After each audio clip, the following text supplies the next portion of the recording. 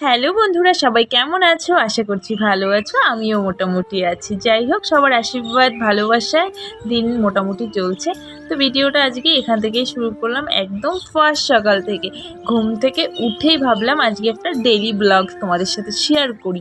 তো চলো, আজকে ফার্স্টে ঘুম থেকে উঠে আমার আগে সবথেকে প্রিয় জিনিস ড্রেসিং টেবিল, সেটাকে পরিষ্কার করে নিলাম। তারপরে একটু আড়ামুড়া করছি, কারণ কি জানো তো, রাত 12টা একটা বেজে যাচ্ছে ঘুমোতে।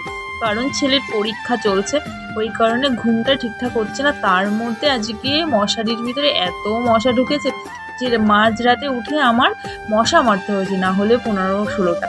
কি আর বলবো, যাই হোক, ওর জন্য শরীরটা একদম নেতিয়ে পড়েছে। কিন্তু নেতিয়ে পড়লে তো হবে না, ঘরের বউ, কাজ তো করতেই হবে। তার জন্য দেখো রীতিমতো সকাল সকাল বিছানা টিছানা গুছিয়ে নিচ্ছি তাড়াহুড়ো করে, কারণ ছেলেকে আবার 8টার মধ্যে রেডি করে খাইয়ে স্কুলে পাঠাতে হবে।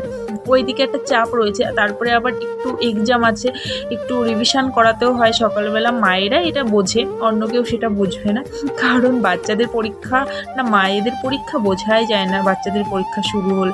তারপরে দেখো তাড়াতাড়ি করে ঘরটা পরিষ্কার করে নিচ্ছে, কারণ ছেলে গেছে ব্রাশে, আর ছেলের ডাস্ট অ্যালার্জি আছে প্রচুর পরিমাণে। ওই কারণে আগে ঘরটা পরিষ্কার করে নিচ্ছি, ও যদি চলে আসে তাহলে আর আমার হবে না ঘর পরিষ্কার করা।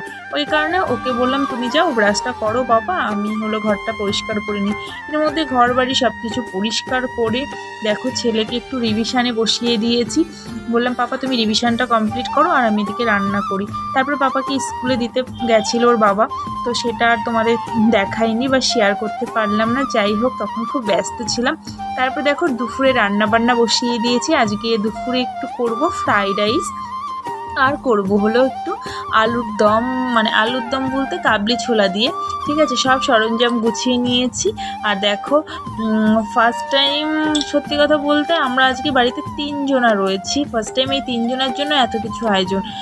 না হলে শাশুড়ি মা আর শ্বশুরমশাই গেছে পুরীতে, কোনটা বাড়িতে নেই, মনটাও খারাপ লাগছে। যাই হোক, কি আর করা যাবে, আমরা তাই ভাবলাম যে আমরা 3 জনা কী করে খাবো, সামান্য কিছু এটাই করি। তারপরে এটা করলাম। আর ছেলেও বলছিল, মা অনেকদিন ধরে বায়না করছিল যে মা একটু করো না ফ্রাইড রাইস আর একটু কষা কষা আলুর দম। আমি বলছি ঠিক আছে, তাহলে সেটাই করি।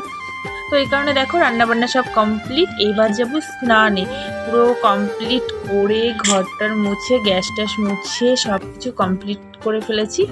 এইবার স্নানে যাচ্ছি। স্নান করে এসে তার মধ্যে ছেলে বাড়িতে চলে এসেছিলো।